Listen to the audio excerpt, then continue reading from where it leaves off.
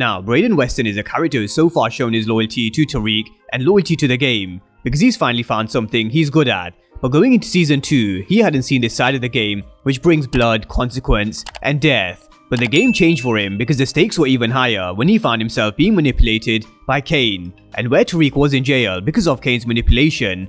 And then Brayden had a choice to make. Does he stay loyal to his family, or does he show loyalty to Tariq? Now of course, with his immunity that he was able to get with Jenny Sullivan, anything he said on the stand was never gonna have any blowback on him. So with his name as the head of Course Correct, he took the fall and he showed his loyalty to Tariq, and he found himself being withdrawn from Stansfield and put to work at his dad's hedge fund in the real world of business. But one thing which will cause an issue between Tariq and Brayden is, Tariq really did put his trust in him to get Lauren out of the city safe. But on the other side, he had pressure from Kane and Effie to kill Lauren because she knew way too much information which could have blowback on Tariq and the Tejadas.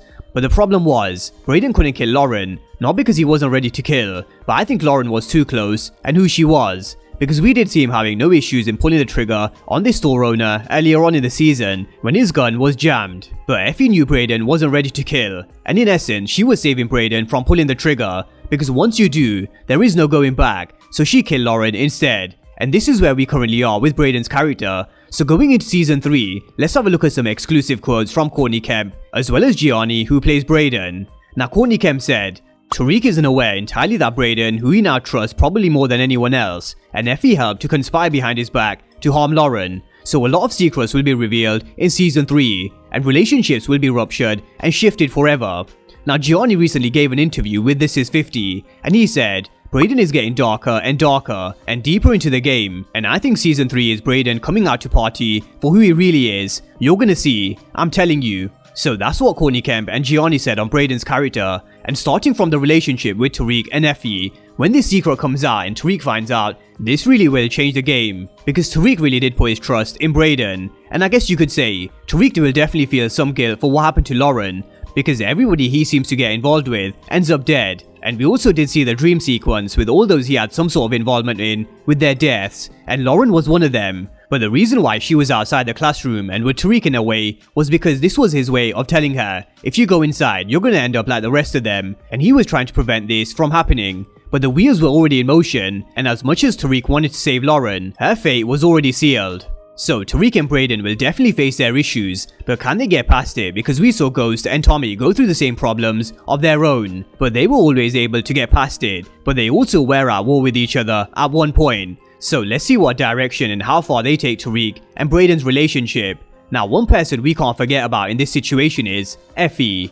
Now Effie did what needed to be done, because if Lauren was alive and she came back, then this really would have opened the floodgates, and she understood the assignment. If Tariq or Brayden wasn't going to kill Lauren, then she was. So not only is this going to cause a shift in Brayden and Tariq's relationship, but Effie as well, especially when Tariq finds out Effie was the one who killed Lauren. Then this relationship between Brayden, Effie, and Tariq will really show some major cracks. But on Brayden's dark turn, he's already started to get his hands dirty when it came to the drug game, and with Course Correct, we've also seen him in a few fights, where he's shown us he isn't scared to throw his hands, and then we saw him hit a few licks with Kane, as well as using his privileged circumstance. But just like we're seeing the evolution of Drew's character, we're gonna see a somewhat similar development, but slower, and that's because of Brayden's background and upbringing. It's a lot more different to someone like Drew, who grew up in the game where his whole family is built around crime and the streets. But Brayden was someone who grew up with privileged circumstances. But regardless of this, his character really is ready to take it to the next level, because what he wants is different to what his dad wants for him.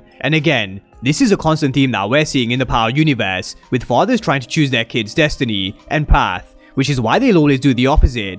And most recently, we've seen this with Mick Flynn and his father, Walter. But coming back to Brayden, I do think we're gonna see his first on-screen kill in Season 3. We're just gonna have to wait and see who and why. But I don't think Brayden's just gonna get blood on his hands. We're gonna see a different side to him in more ways than one. Because we're used to watching him and Tariq at Stansfield being roommates, but with him working at his dad's hedge fund, and with all the new characters they're bringing in for Season 3, I can really sense this shift away from Stansfield and into the real world of business, especially now that Course Correct is banned. But this is where I'm going to leave it for this one, so drop all your predictions down below for Brayden's character and his relationship with Tariq and Effie going into Season 3, and if we do see Brayden getting his first kill, who do you think it will be and why? So drop all your predictions down below in the comment section, And of course, if you're new to the channel, you haven't done so already, then remember to smash the subscribe button if you want to see everything Power Book 2 Ghost and Power Universe related.